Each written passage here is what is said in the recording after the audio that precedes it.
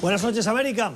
El presidente de El Salvador, Nayib Bukele, se encuentra de visita en China, donde se ha reunido con su homólogo chino Xi Jinping y ha recibido un doctorado honoris causa en la Universidad de Estudios Extranjeros de Pekín, por ser, dicen, una figura importante a nivel mundial, según la presidencia salvadoreña, con un nivel de aceptación histórico y por ser un líder transformador de la política en el mundo.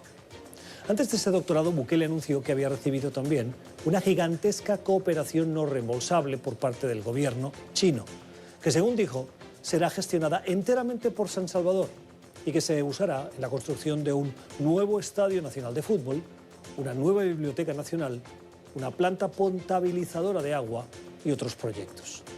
La ayuda para un país como El Salvador es importante, pero genera suspicacias porque, entre otras cosas, no hay nadie que dé plata hoy sin esperar o pedir algo a cambio. En su toma de posesión, Bukele tuvo una actitud muy dura con China, país al que acusó entonces de no respetar las leyes de comercio. ¿Qué ha hecho cambiar de manera tan radical la opinión de Bukele para que ahora viaje a Pekín y acepte una ayuda tan sospechosamente desinteresada?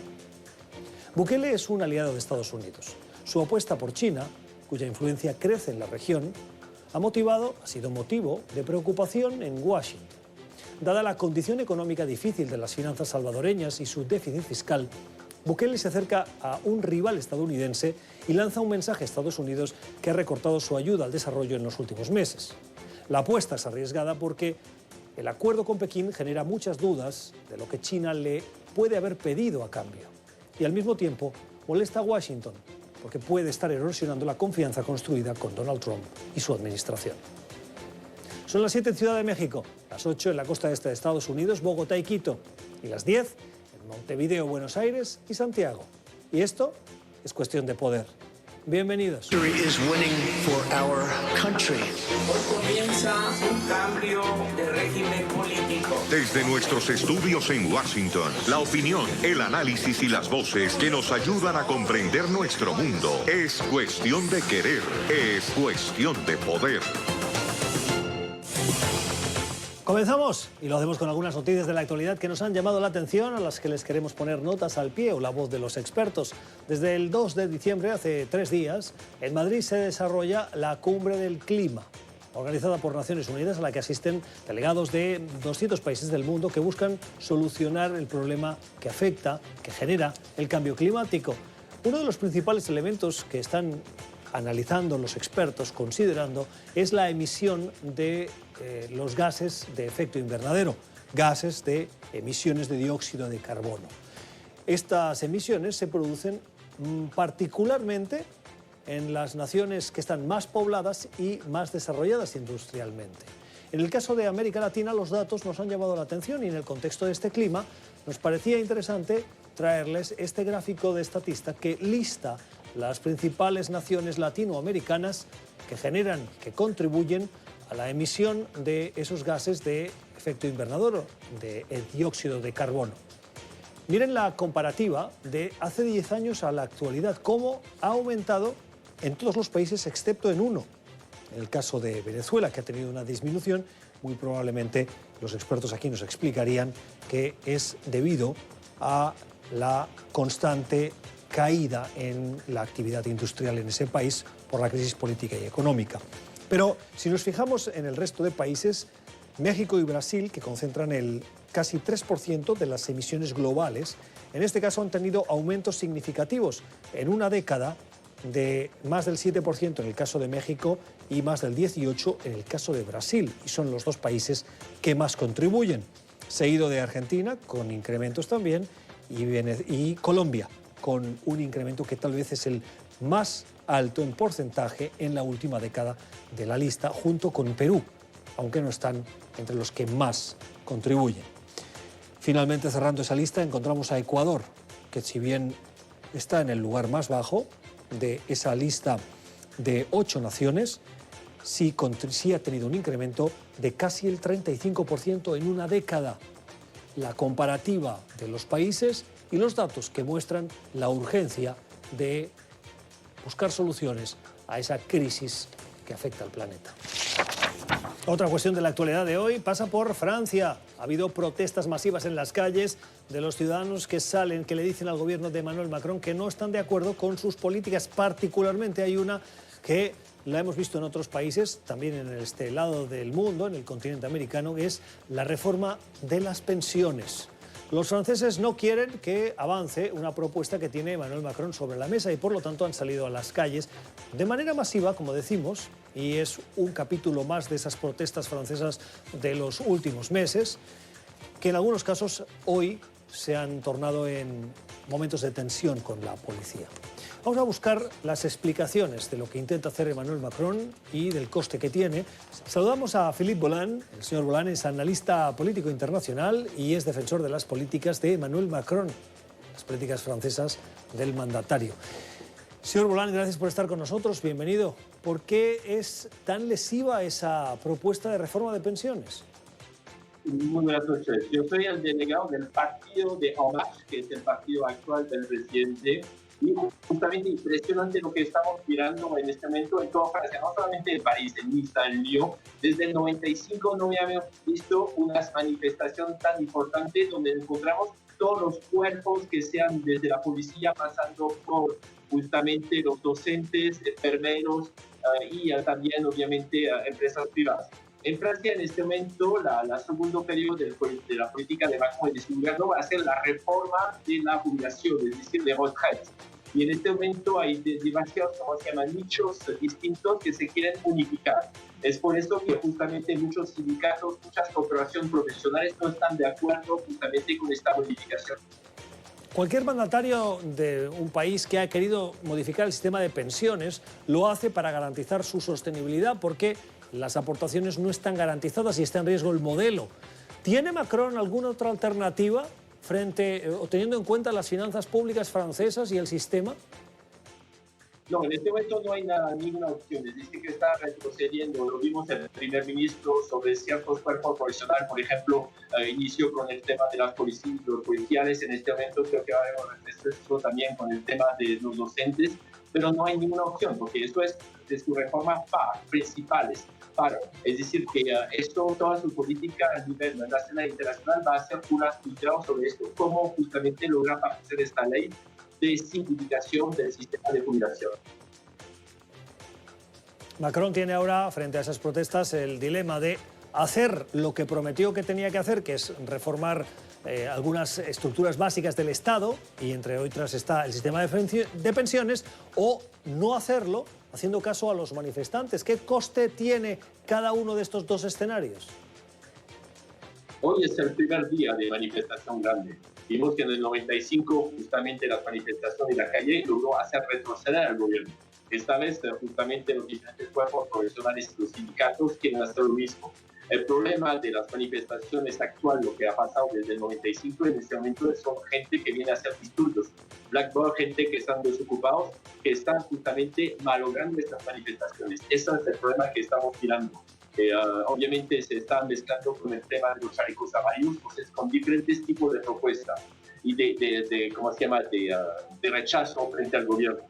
Es el análisis de Philippe Bohlan, que es analista político internacional partidario de las políticas del presidente francés, de Emmanuel Macron. Señor Bohlan, gracias. Muy buenas noches. Muchas gracias, Darío. Y en nuestra lectura recomendada hoy les contamos la historia de una pareja, dos hombres homosexuales que viven en California. El próximo año van a tener un niño o una niña. La concepción de ese bebé ha sido por fecundación in vitro y su proceso ha incluido la selección genética. Ese es un reto moral que se presenta no solo en esa pareja, no solo en esa decisión que se toma, sino en muchas partes del mundo desarrollado, donde la medicina ha permitido llegar al extremo de lo que algunos califican jugar a ser dioses. The Economist, la revista británica, nos ofrece un artículo que les recomendamos esta noche. Un artículo que publican en la sección de Ciencia y Tecnología y que lleva por título Genética moderna que mejorará la salud y las posibilidades de diseñar niños. Y si bien aborda las cuestiones morales, también nos recuerda cosas. En general, es una buena idea recordar que los seres humanos ya han sido optimizados por un poderoso agente llamado selección natural. Las compensaciones entre diferentes piezas de fisiología, incluso en animales domésticos, se habrían forjado en el crisol de la evolución y en general son óptimas o cercanas a ello. La modificación genética a veces puede mejorar las cosas, pero de ninguna manera siempre. El difícil dilema de unos padres que siempre van a querer tener un bebé que esté libre de enfermedades, que sea lo más y mejor desarrollado posible, pero que al mismo tiempo, si para eso pasan o recurren a esa selección genética, se les presentan los dilemas morales. El The Economist, que nos ofrece un artículo que nos ayuda a reflexionar para tomar decisiones. Ya regresamos. Tiempo para el análisis en Cuestión de Poder, para fijarnos en Bolivia, un país que está en un proceso de transición hacia nuevas elecciones, con la presidenta al frente que tiene que conducir a ese proceso transparente, con veeduría internacional, que garantice con nuevos actores en el Tribunal Supremo Electoral esas elecciones que den respuesta a lo que quieren, a lo que voten los bolivianos. En las últimas horas, la Organización de Estados Americanos ha presentado un documento, un informe de más de 300 páginas que tiene un anexo de más de 500. Y el documento lo que hace es detallar cuántas y cuán graves fueron las irregularidades que se encontraron en ese proceso de las últimas elecciones, que llevaron a la, primero, denuncia de manipulación de las elecciones y después a la salida de Evo Morales, no solo de la presidencia, no solo de ser candidato, sino de Bolivia. El informe de la OEA confirma, abro comillas, la manipulación dolosa de esas elecciones. Nos acompaña Jaime Aparicio, fue embajador de Bolivia en Washington, frente a la Casa Blanca, y hoy funge como embajador en misión especial ante la Organización de Estados Americanos del gobierno de transición o el gobierno de interinaje de Bolivia. Embajador Aparicio, gracias por estar con nosotros. Buenas noches. Gracias, Gustavo, por tenerme en Cuestión de Poder. Usted ha tenido la ocasión de, no sé si completar la lectura de las 300 páginas, pero como mínimo le ha hecho una buena sumergida. ¿Qué le ha sorprendido He estado más? siguiendo todo este proceso desde su inicio, y ayer, que ha culminado ayer en la Secretaría de la OEA he recibido el informe que ha sido puesto en conocimiento de nuestra presidenta, y a la vez Luis Almagro lo ha publicado en su cuenta de Twitter in extenso, mostrando absoluta transparencia. Este informe es muy importante si nos atenemos primero al origen de este documento. Hubo un informe preliminar de la OEA. Ese informe preliminar sugirió una segunda vuelta, dijo que era lo mejor para pacificar el país. Evo Morales no aceptó. Se fue radicalizando la protesta en Bolivia y se fue a una situación en la que el propio gobierno de Evo Morales solicitó una auditoría de la OEA para que certifique las condiciones técnicas de integridad electoral. La OEA aceptó hacer esto, el secretario Almagro exigió que sea vinculante, el ministro Pari firmó ese compromiso. Diego Pari es el ministro de Relaciones Exteriores. Hoy ex canciller. Se firmó eso, vinieron el ministro de Justicia y el ex canciller al Consejo Permanente de la OEA, anunciaron que se iba a proceder a hacer esta auditoría, se tomaron unos días en la OEA. La OEA llevó 39 técnicos del más alto nivel, la mayoría de ellos expertos en áreas específicas, que tuvieron un trabajo arduo de 2 semanas trabajando a tiempo completo, y finalmente presentaron un informe preliminar, ¿no? La historia de este informe preliminar también es muy interesante porque el secretario general de la OEA lo recibió, inmediatamente después lo recibió el señor Evo Morales. Cuando Evo Morales ¿Esto es el 10 de noviembre? Esto fue el 10 de noviembre. Y es ese mismo día en el que Evo Morales dice que toma la decisión personal de renunciar.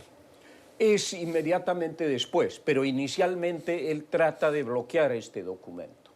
Llama a la Organización de Estados Americanos, se comunica con el jefe de gabinete del secretario Almagro y trata muy bruscamente y por todos los medios de frenar este documento. El secretario general de la OEA, Luis Almagro, en un acto muy íntegro, decide esa misma noche, muy tarde, dar publicidad al informe preliminar, y entonces se desata esta crisis en Bolivia tan grande a raíz del fraude que paraliza la ciudad, y es lo que lleva a que en un momento dado Evo Morales ya decida como una nueva alternativa llamar a elecciones generales. ¿Cuáles fueron, usted sabe, los argumentos que esgrimió en su momento Evo Morales para pedir que ese primer redactado no se hiciera público? El argumento que él decía era primero que era el presidente y él creía que podía ordenar a una organización multilateral, cosa que no es posible, ordenar que no lo hagan, porque eso incendiaría el país, ¿no? Eso ha sido registrado en la prensa y todo. Pero en realidad lo que quería Evo Morales es ganar tiempo para el lunes salir claramente diciendo, con toda esta ayuda internacional de desinformación que tiene, salir diciendo que la OEA estaba preparando un golpe de Estado, deslegitimizar el documento antes de que este salga. Esa estrategia no le salió porque lo publicaron antes de que pueda tener ese tipo de reacción, y fue, yo creo, fulminante. Fue un golpe muy duro. ¿Por qué? Porque acá se demostró, ya como se ha comprobado en el informe final, que hubo una manipulación dolosa. Vamos a los detalles del informe. Sí. Antes de entrar en los detalles, el informe lo elaboraron 39 técnicos internacionales. Así es. ¿De diversas nacionalidades? De diversas nacionalidades, con un problema, digamos, muy sintomático, muy grave, que se va a ver al futuro, que ahí el presidente electo de la Argentina introdujo dos supuestos técnicos. Uno era un miembro de su partido, pero el otro era un agente de servicios de inteligencia, que no tenía nada que ver con temas electorales. ¿Y para qué tenía interés Argentina o, en este caso, Alberto Fernández? Porque Argentina es el país que más sale perdiendo con la caída de Evo Morales. Es decir, el nuevo gobierno de Argentina va a tener una situación de aislamiento regional, y Bolivia, que está en el corazón de Sudamérica, era un país clave para esa su proyección sudamericana. Ahora tiene aliados en Venezuela y en México, que están a muchos miles de kilómetros, y por eso hay una reacción tan fuerte en Argentina. Muchos de los famosos piqueteros están actuando a favor de esta idea de decir que ha habido un golpe. Nuestro consulado ha sido vandalizado hace pocos días. Bueno, hay muchos problemas en ese ámbito. Vamos a ver, vayamos entonces por partes. El documento de la Organización de Estados Americanos da detalles, pericias caligráficas a más de 220 actas de escrutinio, documentos suscritos por funcionarios de órganos electorales, referencias a 37 listas, índice de ciudadanos habilitados para votar. O sea, hay toda una serie de trabajo que han hecho estos técnicos. Así es. Y que revelan, denos ejemplos que pongan de manifiesto el grado y el alcance de esa manipulación. ¿Cómo se pudo orquestar? Más allá de los tecnicismos, yo te cuento cómo operó esto, lamentablemente, y por eso es muy raro que un informe de la OEA sea tan directo. Manipulación dolosa de los resultados de la elección. La palabra dolo, según la Real Academia, quiere decir fraude. En otras palabras, es un sinónimo de fraude. Es un acto deliberado para cometer un delito. O sea que básicamente acá lo que se dice es que se ha manipulado, se ha cometido un delito, en este caso un delito electoral. ¿Por qué es tan duro el comunicado? Porque han pasado dos cosas, y brevemente sin tecnicismos. Por un lado, la manipulación de actas de voto. Ese es, digamos, lo que se llama el fraude tradicional, ¿no? Cambias las actas, las adulteras, las las actas es en una mesa electoral donde votan 1000 personas. Claro, el recuento de las 1000 o 2000 tantos personas para el más, tanto se para la llena oposición. un acta, sí. Y allá donde no hubo control de los partidos, zonas alejadas, muchas de esas actas fueron cambiadas. ¿Cómo saben eso? ¿Cómo se sabe que se ha cambiado el acta? Es que hay varias formas de cambiar, por eso te digo, el fraude ha sido a dos niveles. Por ejemplo, hay actas que han sido escritas antes de la elección por la misma persona. Están las fotocopias, la pueden ver, por la misma persona. Eso ha sido certificado por grafólogos canadienses. expertos mundiales en grafología. ¿Qué pasa que lo escribe la misma persona? Las actas no las puede escribir la misma persona, las actas las escribe en una mesa, la mesa 341 lo escribe el jefe de mesa, escribe el acta, la firma y la mesa 342 tiene otra persona. Una persona quiere decir no participa en nada. ya entiendo. Sí, sí, sí. No es que el acta la redacten varias personas, sino es que cada acta la redacta una persona diferente. Claro, porque es una mesa distinta, son Entiendo. distintas personas. Entonces hay y de todo. grafólogos canadienses Claro. que dicen, este acta de la población tal, Claro. o del municipio tal, está redactada por la misma persona que redactó Exacto. esta, que está a 10 kilómetros de claro, distancia. 10, 20, 30, redactada por una persona que la hizo antes de las elecciones. Esa es una manera. ¿Qué Eso más? ya sería un motivo para Sospechar, de como dirección mínimo. y de cosas. Exacto. Pero para mí el tema más grave es el tema al otro nivel más alto, que es la manipulación de los resultados a través de los cómputos electrónicos. ¿Qué es lo que sucedió? El gobierno de Bolivia tenía 2 servidores, contrató 2 empresas que trabajan con esos 2 servidores. Una empresa boliviana, que era la que iba a manejar este sistema de la elección y con esos servidores. Contrató una empresa que es panameña, que era la que tenía que auditar los 2 servidores. Hasta ahí todo bien. Entonces ellos auditaban los servidores, decían tienen estas fallas o Esos no servidores están son bien. de empresas que tienen las habilidades de servir a procesos electorales. Exacto. Y lo han hecho en de otros hacer países. las cosas y de todo. Es el sistema electrónico para el procesamiento de los 2 fuentes que eran los datos definitivos y el TRE. Déjame preguntarle Sí. antes. ¿Esos servidores recibían información de dónde? ¿De las actas? De las actas directas. Y Se esas- digitalizaban, Y esas actas iban a un computador que alguien las ponía, las ponían y en el luego computador, guardaban el acta iban y al hacían TRE, la foto. exacto, y la mandaban. y la digitalizaban Entonces ahí y unos mandaban funcionarios al la TRE. recibían y Así es. volcaban esto en un Y de cómputo ahí total. salía el resultado temporal y luego el definitivo. ¿Por qué hay diferencia entre temporal y definitivo?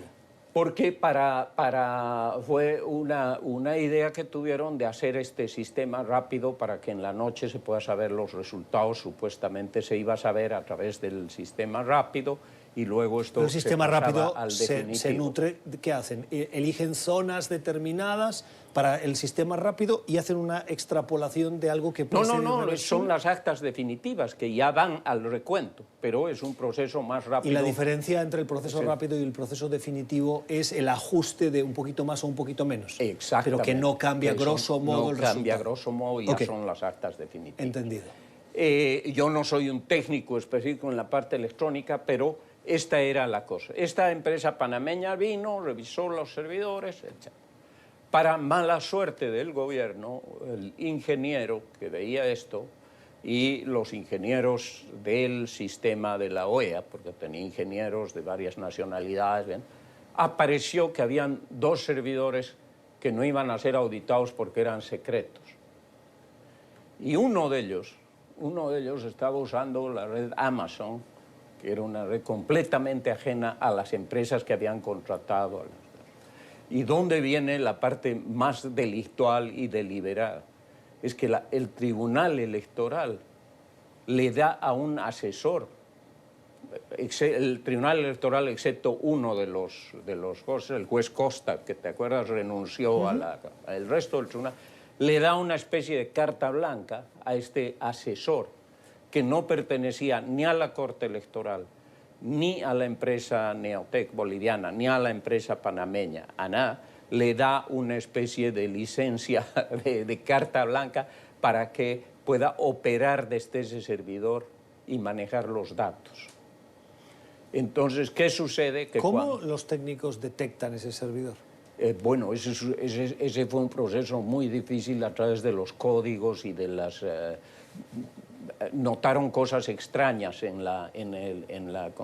Pero el dato más importante para que empiecen a darse cuenta de todo el problema es cuando ven que Evo Morales no iba a tener más del porcentaje 10 puntos para mínimo ser. de 10 y ahí puntos. frenan 24 horas el proceso de recuento.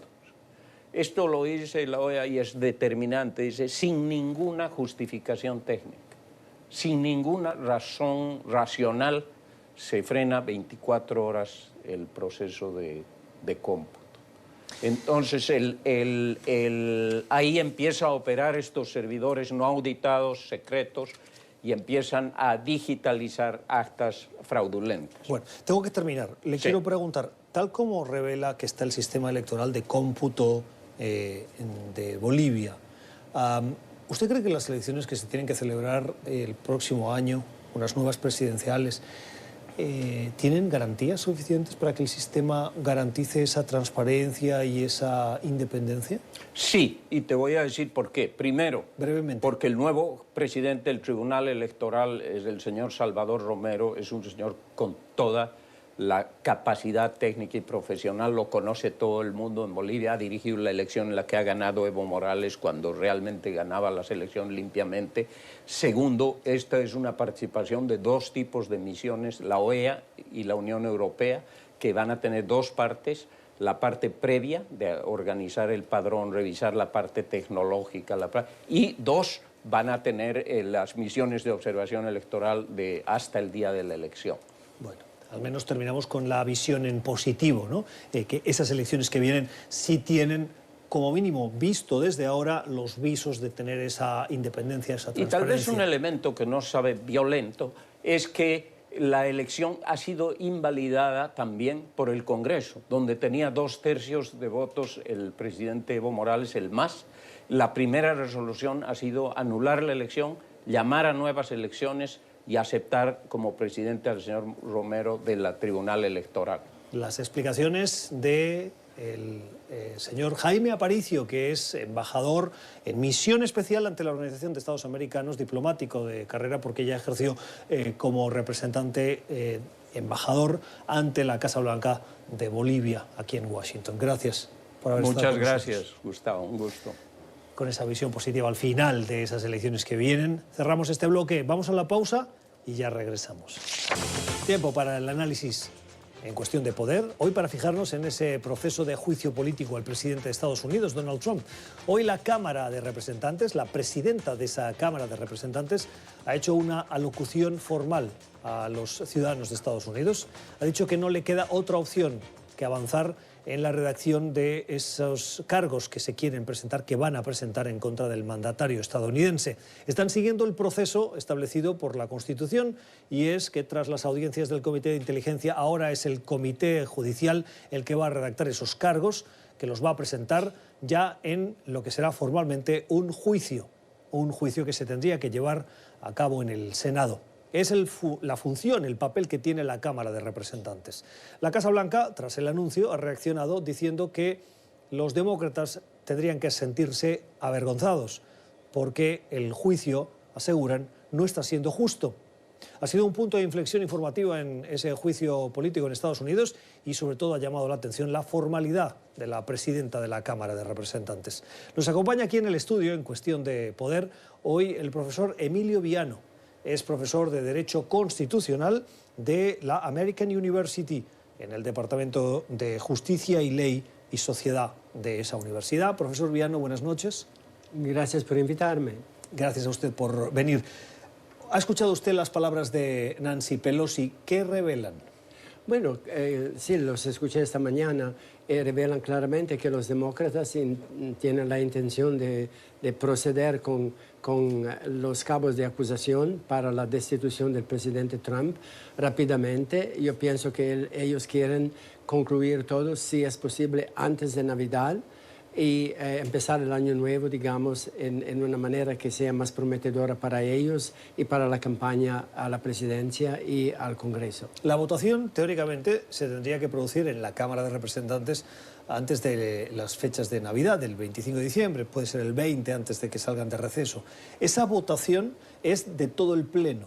Lo que ahora vamos a ver es cómo el Comité Judicial elabora los cargos concretos. ¿Qué tipo de cargos tenemos que esperar? Bueno, se está hablando naturalmente de soborno, de obstrucción de justicia, de obstrucción del Congreso, de abuso de poder. Mismo se podría hablar de corrupción, mismo, si uno quiere, de traición de los intereses nacionales para intereses privados, para intereses personales del presidente. Así que primero es naturalmente el soborno, vale decir, pedir al presidente de Ucrania de hacer algo, una investigación sobre un contrincante político, el ex vicepresidente Biden, para el beneficio del presidente como candidato a la presidencia en las elecciones del año próximo, en cambio de darle lo que el Congreso ya había decidido, ayuda para modernizar su ejército contra posiblemente las invasiones de los rusos. Así que eso es el famoso quid pro quo. Yo te doy el dinero que ya te debería dar por decisión del Congreso si tú me haces este favor de investigar a un posible contrincante, así que yo pueda eliminarlo porque es uno de los contrincantes posibles del cual tengo más temor, que pueda hacerme daño, lastimarme, mismo tal vez ganar la elección. Hablamos de obstrucción de justicia en el sentido que el presidente ordenó, por ejemplo, al abogado de la Casa Blanca de no participar en las audiencias del Congreso y mismo de falsificar, digamos, los récords de lo que ha pasado en relación a este telefonazo con Ucrania y todo lo que lo acompañó. Y también obstrucción del Congreso, en el sentido que el presidente se rehúsa de permitir que testigos importantes se presenten y testifiquen y que se entreguen 71 documentos que el Congreso ha pedido a la Casa Blanca para su investigación. Es un número muy alto, 71 documentos que él se niega de proveer. Aparte, naturalmente, otros documentos por los cuales ya hay litigios en los tribunales. Así que estos son los cabos más importantes, ¿no? La obstrucción de justicia, después de la obstrucción del Congreso y el soborno con lo que ha pasado con el presidente Zelensky de Ucrania y también, si uno quiere, la traición de su rol como presidente que debería ser defensor de la Constitución y obedecer a los mandatos de la Constitución y de la ley. El proceso de juicio político está regulado por múltiples normativas, pero que se derivan todas de la sección cuarta de la Constitución de Estados Unidos, que el artículo reza de la siguiente manera: el presidente, el vicepresidente y todos los funcionarios civiles de los Estados Unidos serán separados de sus puestos al ser acusados y declarados culpables de traición, cohecho u otros delitos y faltas graves. La redacción es genérica. Lo que hemos visto aplica a los cargos de traición, cohecho u otros delitos o faltas graves. Bueno, prácticamente lo más fácil es de decir otros delitos de falta grave. Porque entonces ahí cabe todo.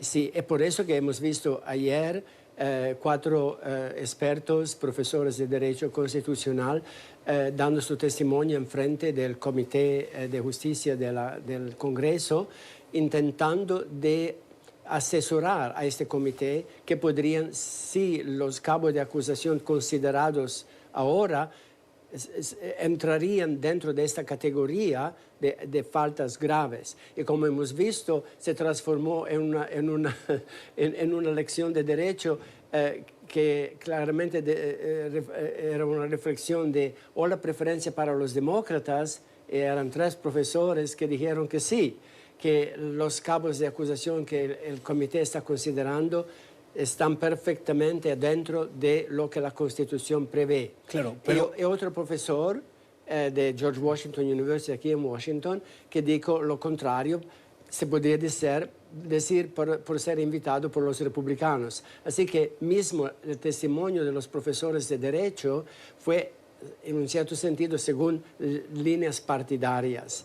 Aunque el profesor que dijo que no pertenecen a un proceso de destitución admitió que eran faltas, que no era un comportamiento que se esperaría de un presidente. Él habló más de, digamos, el procedimiento, diciendo deberían hacerlo más despacio, deberían ir a los tribunales, deberían permitir a los jueces de averiguar si lo que ellos piden al presidente verdaderamente es correcto, deberían tomar más tiempo. Esto es lo que él dijo más de todo. Claro que la Casa Blanca lo utiliza para anunciar que, claro, este profesor dice que el presidente está absuelto. Los republicanos han dicho que este no es un juicio justo y dicen que los que están abusando del poder son los demócratas, estirando, forzando este juicio político que no tiene base lo suficientemente sólida como para llevar a un mandatario a un proceso de destitución. Claro, es eso que este profesor de George Washington University subrayó ayer, hablando del posible abuso de poder del Congreso si no obtenía el respaldo de los tribunales. Esto claramente es un punto de discusión. Hubo 3 otros distinguidos profesores, uno de Harvard, vale decir, gente de muy alto nivel en el campo legal, que dijeron que es muy claro que lo del cual se acusa el presidente cae muy bien adentro de este artículo 4, que se puede proceder. Y claramente que esto va a ser así por los demócratas que tienen la mayoría en la Cámara de Diputados y también en el Comité Judicial. Hablemos del proceso, porque lo que estamos viendo ahora es una división absolutamente diáfana y bipartidista. Los demócratas votan en bloque, los republicanos votan en bloque. Lógicamente, en la Cámara de Representantes las mayorías las tienen los demócratas, pero una vez el Comité Judicial haya redactado sus artículos, y se espera que sean aprobados en su redacción que presente ese comité, vayan a la Cámara de Representantes y sean votados, y se espera que también pase porque la mayoría la tienen los demócratas. ¿Qué pasa a partir de ahí? A partir de ahí, el Senado tiene que decidir qué van a hacer. Y por eso, claro, ahí los republicanos... ¿Pero tienen opciones para no hacer caso a la Cámara de Representantes? No, tienen que hacer una audiencia, un proceso. La Constitución manda que ellos lo hagan, pero cómo se hace depende de un acuerdo prácticamente, se espera, entre los republicanos y los demócratas. Así que se podría pensar que el senador McConnell, que es el líder del Senado y de los republicanos, se va a reunir pronto con el senador Schumer, que es el líder de la minoría de los demócratas, para ponerse de acuerdo, para decidir qué vamos a hacer, cómo los vamos a hacer, para mantener una cierta atmósfera de bipartidismo, en el sentido que sea un juicio justo, un juicio que tenga la apariencia de no ser totalmente partidista. Pero a los republicanos no les interesa eso, porque el juego de los republicanos ha sido un constante trabajo para desacreditar todo el proceso. ¿Por qué tendrían que ponerse de acuerdo ahora? Bueno, esto es para, digamos, la apariencia del Senado, que normalmente, hasta recién, era la Cámara del Congreso que era menos partidista, era más sabia, también porque ellos tienen un mandato de 6 años, así que no están tan preocupados por ser elegidos como los diputados cada 2 años, así que prácticamente están continuamente en campaña. Y además, porque la gente allí, por su servicio, normalmente es un poco más madura de edad. Así que normalmente el Senado ha sido como un contrapeso a la Cámara de Diputados, que puede reflejar más, digamos, lo que pasa en el país, pero no a largo plazo. Es eso en el cual ellos tienen que pensar. Sí, ahora yo como republicano puedo ganar aquí, pero si mañana hay una mayoría demócrata y hay un presidente republicano acusado, ¿qué haríamos? ¿Qué esperaríamos? ¿Qué desearíamos? Bueno, lo que pasa es que ahí es donde, por ejemplo, yo le pongo el caso de lo que pasó con el juez de la Corte Suprema, cuando Antonin Scalia tuvo un ataque al corazón, un juez muy conservador. Fue en el último año de la presidencia de Barack Obama, un presidente que estaba de salida y que no podía buscar la reelección. ¿Qué hicieron los republicanos? Bloquear la propuesta del mandatario, diciendo que no correspondía, cuando eso no está escrito en ningún sitio, no correspondía a un final de presidencia en año electoral elegir al miembro de la Corte Suprema. Por lo que no buscaron consensos. Por eso que ha cambiado mucho. El Senado ha perdido mucho su prestigio en este sentido. Se ha transformado más como en la Cámara de Diputados. ¿Vale? Se me está acabando el tiempo, déjeme preguntarle. ¿Se ponen de acuerdo y qué tienen que constituir? Tiene que constituirse prácticamente como un tribunal, con el juez presidente del Tribunal Supremo como presidente de este juicio y ellos como, digamos, el jurado. ¿Y escogen a algunos representantes o es todo el Senado? Todo el Senado son jurados. La Cámara de Diputados son el fiscal. son los que acusan. El presidente puede tener sus abogados, como en cualquier otro juicio. Y naturalmente ahí pueden exigir testigos, puede haber testimonio, puede pasar de todo. ¿Podemos volver a ver los que participaron en las audiencias del Congreso otra vez declarando en el Senado? Sí, pero particularmente en favor del presidente. Es por eso que el presidente se negó de enviar representantes ayer o en el futuro a la Cámara de Diputados, porque no le conviene. Los demócratas controlan el procedimiento. En la Cámara Alta los republicanos controlan el procedimiento. Y yo estoy seguro que ya tuvieron muchos almuerzos en la Casa Blanca con senadores republicanos preparándose para que sea lo más positivo posible para él, prácticamente con testigos muy favorables al presidente. O sea que lo que vamos a ver es al presidente de la Corte Suprema presidiendo un Senado que hace de jurado, con la Cámara de Representantes que hace de fiscal, sí. Y el abogado del presidente Trump que Claro. designe el presidente, y el mandatario es el sujeto sometido a juicio. Claro.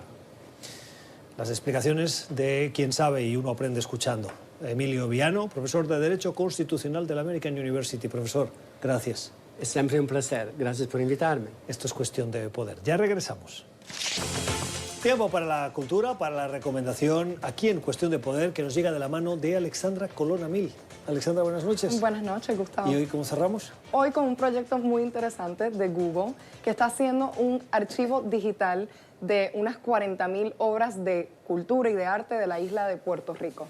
Ah, Puerto Rico siempre barriendo para casa, ¿eh? Oye, pero esto es muy interesante porque el arte de Puerto Rico, digamos que a nivel internacional no es muy conocido. Y esto es una apuesta de Google de interesar a la comunidad internacional en el arte de la isla. ¿Y qué se puede encontrar?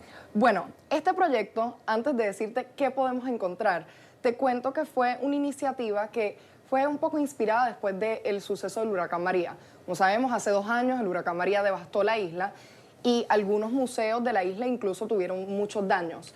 Ninguna obra de arte principal se vio destruida, afortunadamente, pero esa experiencia llevó a mecenas del arte como Lin-Manuel Miranda, ese gran artista, cantante, teatrista. Polifacético, a colaborar con Google para crear esta iniciativa.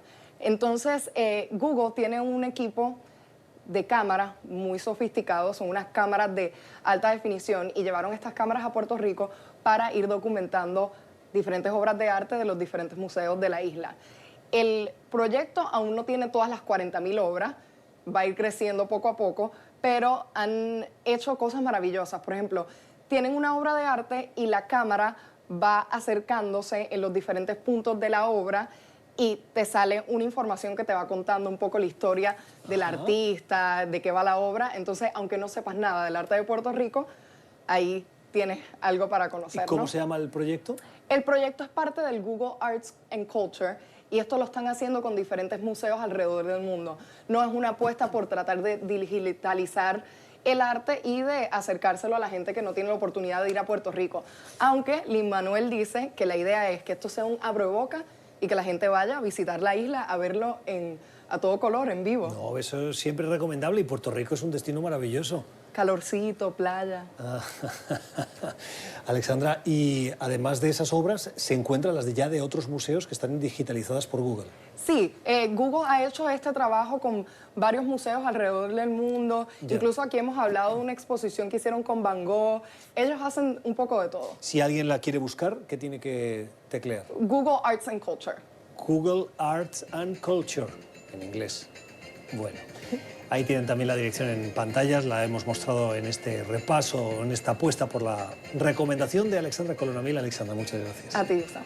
Así terminamos. Gracias por escogernos, por la generosidad de su tiempo. Esperemos que hayan aprendido, como lo hemos hecho nosotros, de nuestros invitados. Nosotros volvemos mañana a la misma hora. Que tengan una feliz noche.